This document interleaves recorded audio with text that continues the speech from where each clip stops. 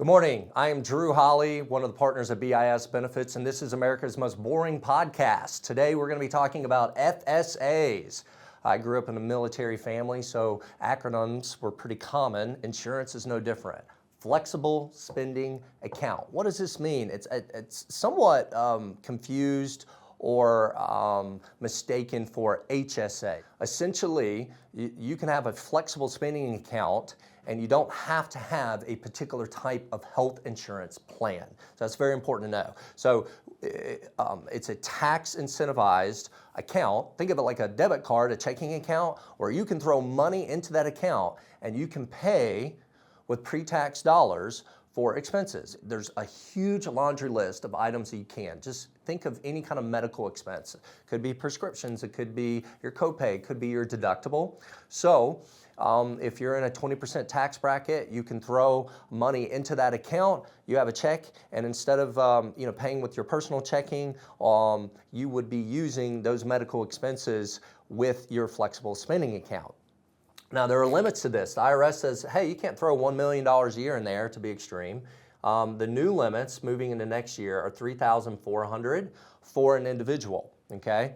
In the old days, a lot of people say, well, you can use it or lose it, okay? That was a terminology that essentially if you threw this max into your account and you didn't use it all, it was kind of wasted. There is a rollover. A rollover essentially means if you have $3,400, if your employer allows, which most should, so that's very important, you have $680 opportunity to, if you put that full amount and you didn't spend all of it, you're going to lose it minus $680. That can roll over to the next year. So a very safe opportunity if you work for a company with a flexible spending account is just elect $680, assuming your employer says you can roll over that year to year if you don't use it. Otherwise, it's use it or lose it. That could happen. Most companies will allow you to keep up to $680. So why would you do that? Because then you don't have to pay whatever your tax bracket is on that. So does this save you millions of dollars in healthcare costs? No. Does it save you tens of thousands?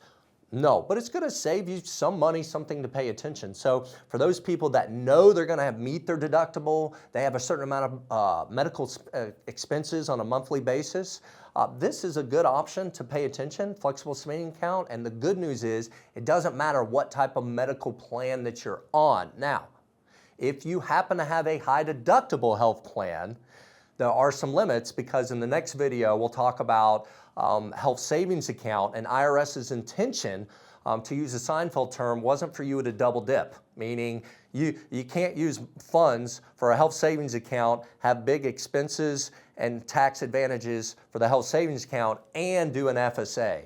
I can get really wonky and say limited FSA, which you could do for dental and vision. I'll probably get into that more on the HSA video. So lots more rules, fine print, which you can get if you reach out to BIS, but this is just a general review of flexible spending account.